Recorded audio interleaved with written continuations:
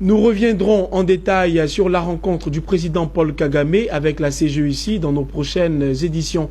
Intéressons-nous toujours au Rwanda pour parler cette fois-ci de Kigali, sa capitale, qui fait l'une des fiertés de l'Afrique. En effet, Kigali est déclarée par l'ONU la ville la plus propre d'Afrique et la troisième ville la plus verte au monde. Plusieurs institutions internationales comparent la qualité de vie à Kigali à celle de New York aux États-Unis.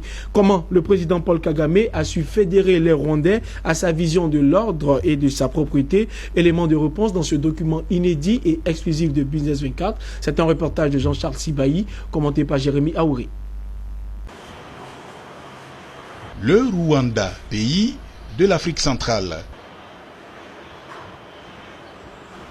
Si par le passé le nom du pays était connu pour sa douloureuse histoire du génocide de 1994 qui a fait plus de 800 000 morts, aujourd'hui, le Rwanda fait la fierté de tout un continent et du monde entier. Non seulement parce que le pays a su transcender ses erreurs, mais aussi à cause de sa capitale, Kigali, dont la renommée a traversé les frontières africaines du fait de son cadre de vie. Ici, l'on est tout de suite frappé par la propreté de la ville, des parcs parfaitement entretenus, des maisons soignées, des immeubles de bureaux flambant neufs et une armée de balayeuses à la tâche. Difficile de trouver l'ombre d'un déchet par terre. Et les habitants s'y promènent sans problème de jour comme de nuit. La ville est devenue une des plus propres et sûres du continent. Tout paraît en ordre.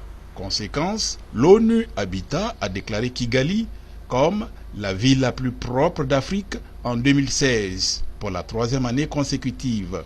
En 2017, elle a été couronnée meilleure capitale africaine.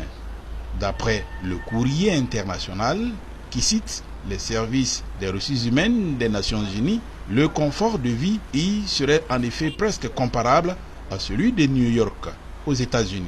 En plus d'être la ville la plus belle d'Afrique, Kigali est également la troisième ville la plus verte au monde. La ville aux 1000 collines, c'est la propriété. La propriété, ça franchement, j'avoue qu'ils sont... c'est un exemple à suivre, c'est un exemple à copier. Kigali, je suis amoureuse.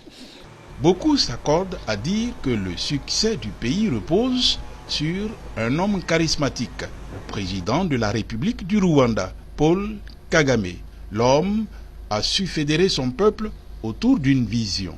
Au Rwanda, chaque 100 maisons constitue ce que le pays appelle un village. Les habitants se choisissent un chef qui a pour mission de les organiser afin de rendre leur lieu d'habitation propre. Chaque mois, tous les derniers samedis, c'est obligatoire, les habitants donnent 3 heures de leur temps à rendre leur quartier propre et à faire d'autres travaux communautaires. Personne ne s'y dérobe, même les autorités politiques et les opérateurs économiques étrangers. La loi est la même pour tous.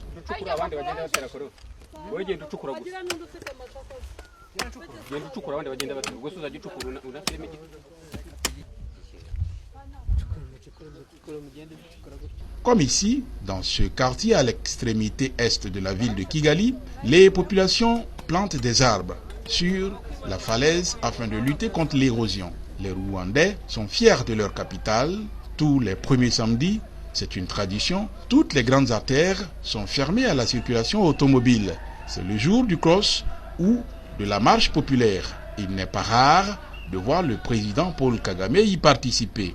Avec une telle organisation, ce n'est pas surprenant que depuis 2000, le Rwanda affiche une croissance économique de l'ordre de 8% de son PIB. Le Rwanda est aujourd'hui un pays sûr.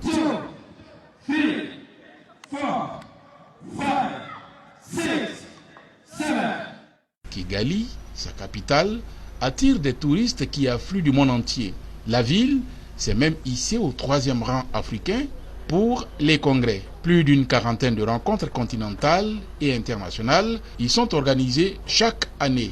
Le Rwanda est un exemple pour tous les pays africains. Son président de la République, Paul Kagame, est aujourd'hui le président de l'Union africaine. Comme il a réussi pour son pays, saura-t-il fédérer les autres nations autour d'une vision commune?